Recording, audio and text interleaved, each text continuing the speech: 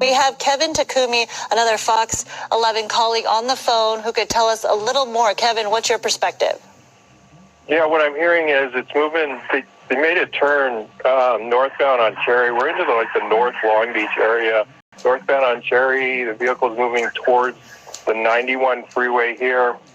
So it's they turn northbound and they're moving to the left of where Skyfox is looking at. So, but there's two sheriff's airships over this, kind of watching this vehicle, trying to keep track of it as it moves through. But you can see there's a lot of cross traffic, but those Skyfox is trying to pick up the pursuit once again.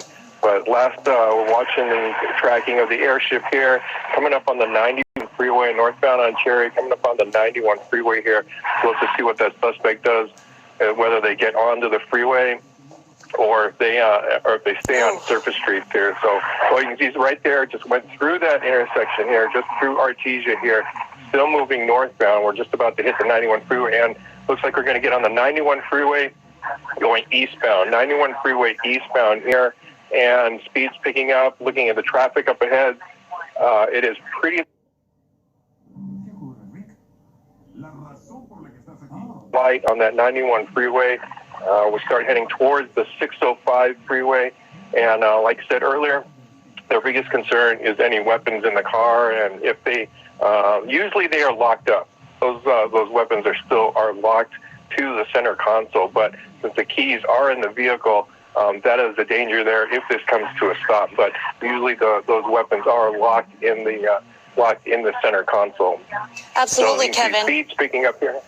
Speed's picking up. The airship is tracking them about 70 miles an hour here. They're going eastbound on the 91 freeway, and we're going to be coming up to Lakewood Boulevard next, and then the 605 very soon.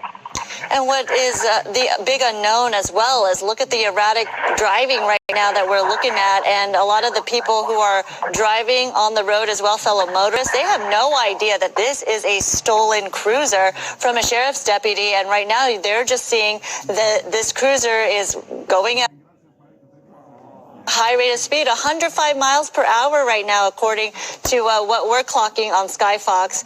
And clearly, this is a dangerous situation just in terms of driving a vehicle that fast and also not knowing for other motorists around them that this is, in fact, not a sheriff deputy behind the wheel of this cruiser right now. So anything erratic is just certainly the big unknown right now. And again, as you mentioned, the fact that there are weapons inside this vehicle, it's the big concern. But we did see, as you pulled out earlier from that shot when we were just over Long Beach, we did see several other cruisers in pursuit of the suspect, as well as I thought I saw a motor officer on a bike as well. Okay, there you see in pursuit right there, a couple of more sheriff deputies following and hopefully catching up to that suspect. But again, we're marking this vehicle as 743 in terms of the rooftop number. There is a red flashing light on top of it as well. Again, this all started at 1:30 in the Compton area. There's that dead end now into this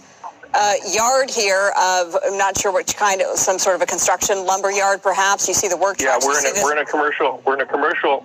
Oh my goodness. Okay, they're in a commercial yard and zigzagging through this commercial yard here. Trying to find their way out. And yeah, just trying to find their way out. Now kind of parallel, on the railroad tracks there almost, and then cut back out.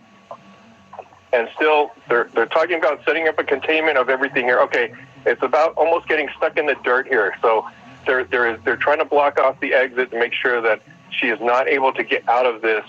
Hopefully, they're going to try to contain this in the yard here. I hope so. I hope that they've now blocked off the entranceway with other black and whites. It's going to be.